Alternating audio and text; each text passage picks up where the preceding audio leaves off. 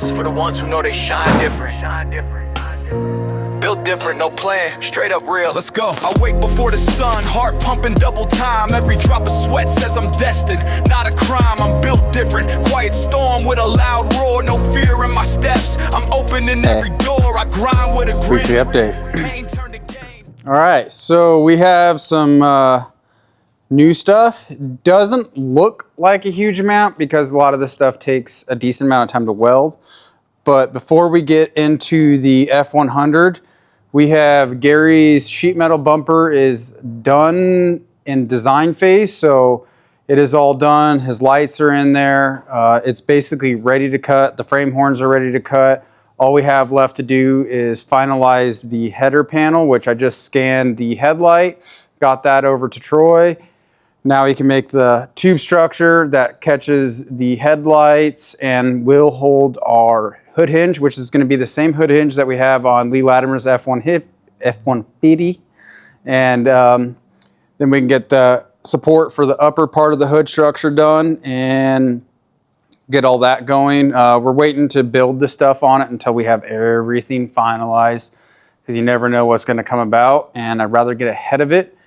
So spend the time, finish CAD modeling it now. Troy is, as always, a wizard with stuff, because let me tell you, that sheet metal bumper was extremely hard to make with the packaging and everything that we and he wanted to incorporate in it. Sheet metal bumpers are super cool and all, but they're a lot of work to build versus a tube bumper. So we had to get really creative with bracketry, and he also wanted it to be bolt-in. That made it fun. But Troy's an awesome guy and a wizard with CAD, so he got all of it done and met all the requirements. Super happy with that. So we should be cutting that out next week and getting that done. Now, as for Alan's F100, we started laser cutting some tubes. Like you can see this tube here, some other miscellaneous tubes. The rear shock towers are completely done, ready to go in. Once we get the cage structure, obviously that's what's going to support those and locate them. We got some of the bracing here for the Y-frame. These are just sitting in there. They're not completely done yet. You can see we still got to do a couple little spots here and there. So weld compensation, we like to do a real tight fit on everything, and it's much easier to take the metal away than add to it. All of it's in. We got these guys here, which this is all welded out. Jeff is just killing it on the welds. It is looking beautiful. There's actually a tube that inlays inside of this, because this is what, like we talked about before, what I would call the front shock tower upper support. This goes somewhere in this general direction right here. A tube lands here and on the other side, same with down here. And then this little wing that comes out is also where another tube will miter into. We sent off the files, and they're currently getting machined right now. Some 4140 billet blocks that will pop inside here. You can see there's an internal rib with a slit. So that machine piece will snap inside here, locates it. There's the front support that comes down and meets up too, that will go down into some tubes. And then there's another billet support piece. So there'll be a total of 2 per side. See if I can set that down without scratching it.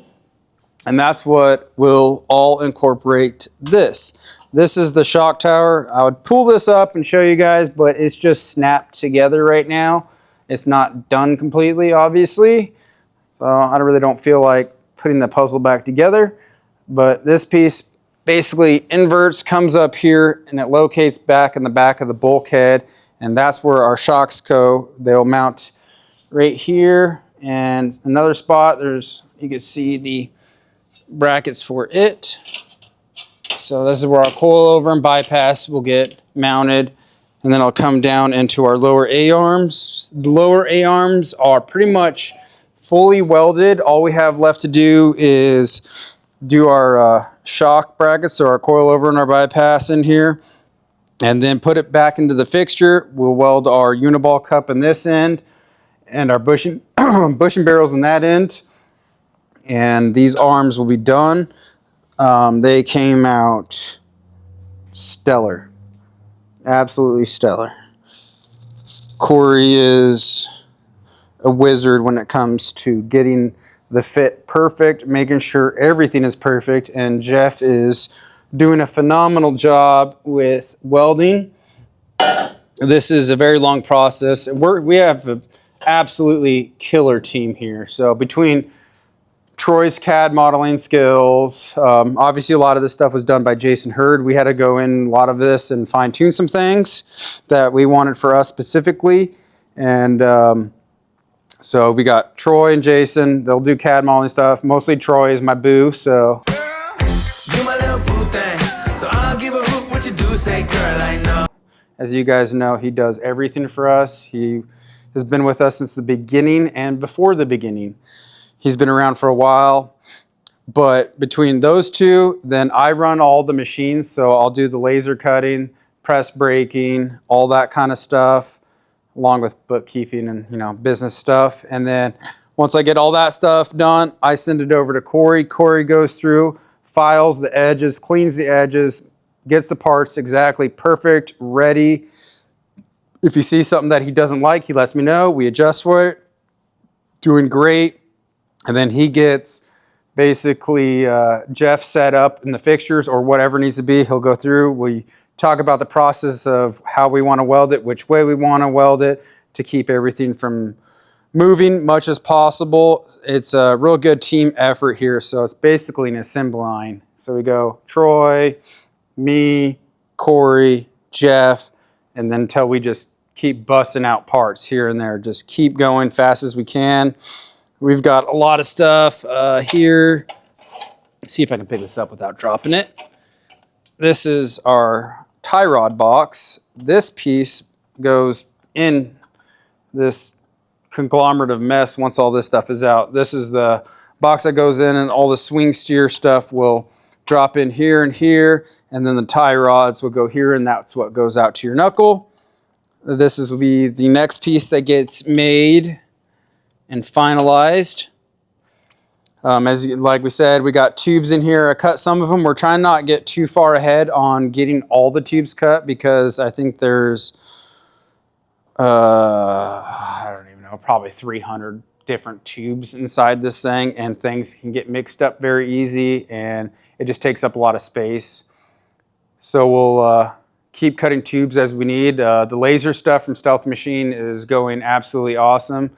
Big thanks to Stealth. They're super informative. They've been really helpful. Zach over there, he's the guy that knows how to get all the settings right. There's been a few times where, with the training, he doesn't have time to sit here and set me up for every single piece of material to do test cuts on.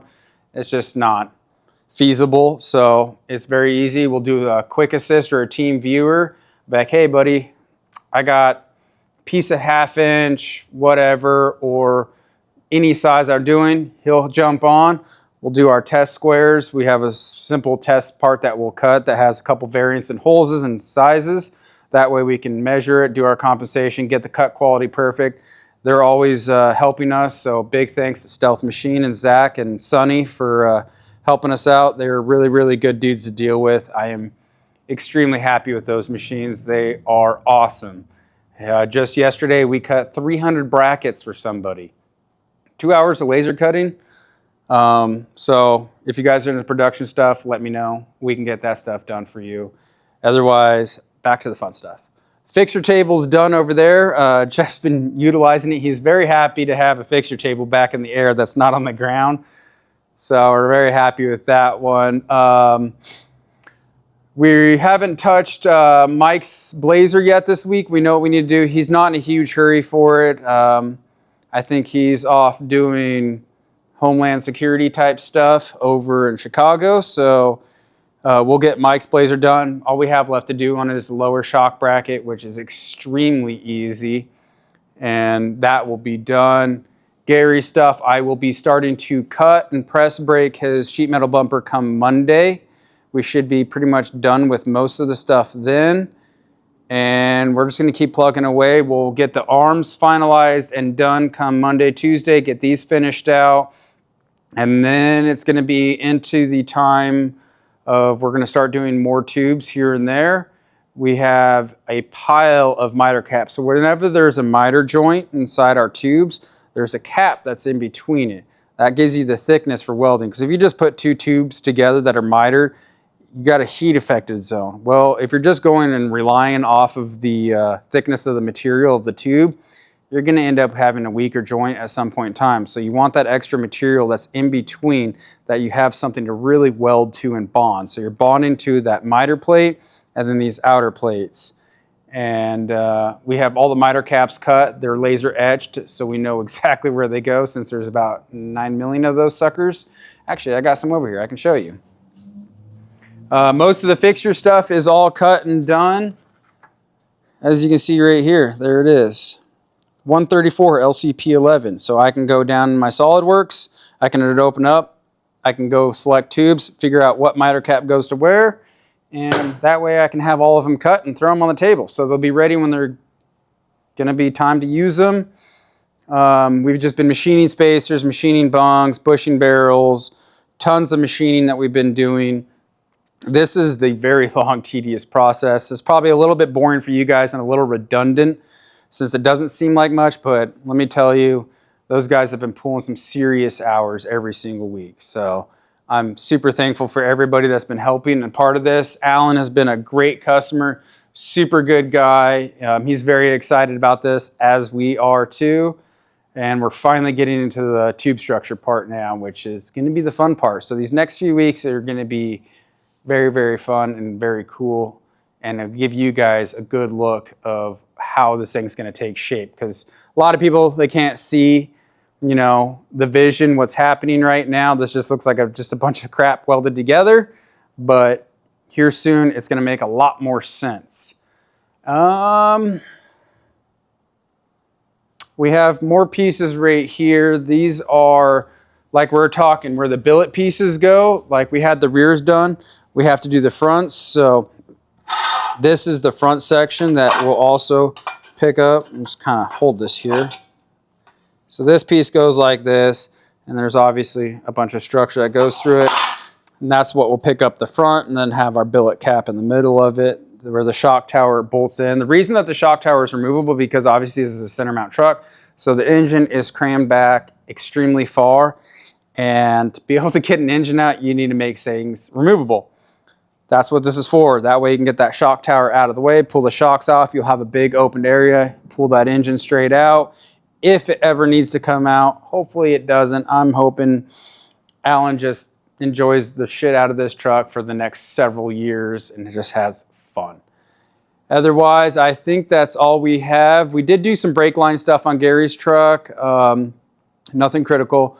Now that we're getting close to done with the files, we'll get a lot of stuff done on it, and we get Gary's truck out of here. And then from that point on, it's just going to be 100%, which pretty much has been 100% lately on Alan's truck, but now it's going to be 110%. So we'll see you guys next week. Gosh, I got to stop saying so many times. I say it a lot. John, slap the hand. All right. I got to learn. Sorry. All right, guys. We'll see you next week. I ain't about the fake, this hustle's in my veins. Ain't flawless, but I'm honest. Realness in my core, no shortcuts, no lies. Watch me soar. Mirror shows a warrior, reflection says rise. Ain't waiting for a chance, I seize it, no disguise. I lace hope in my words, paint light on the dark. Living proof that fire burns better when you've learned from the spark. No maybe later on my clock, time